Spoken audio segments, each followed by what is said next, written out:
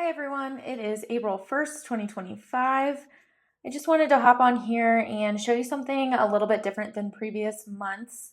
I really wanted to dig into the Breckenridge condo market, which is going to be this purple line as we go through this. And then also I drew a map around Zone 1 and Resort Zone. So that is the area right now where you are able to obtain a short-term rental license in Breckenridge.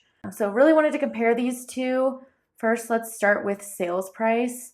So as you can see, the average sales price for Zone 1 and Resort Zone is $984. And then Breckenridge as a whole is sitting at $910. So there is that added value to being able to offset your costs with short-term rentals.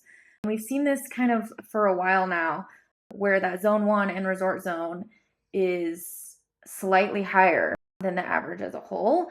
The biggest difference being in August. So we are headed into that spring and summer market, so it'll be interesting to see if that trend continues and we see Zone 1 and Resort Zone grow further apart, or if they're kind of going to trend in the same way.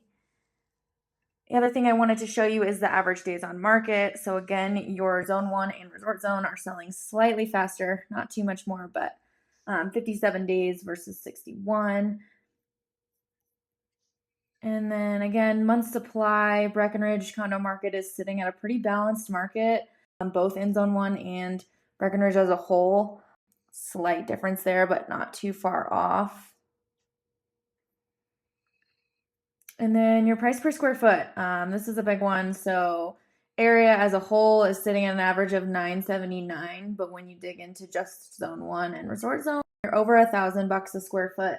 I've definitely noticed that a lot lately. I've been showing a lot of 1 bedrooms in Zone 1, and those are sitting at about $1,200 a square foot.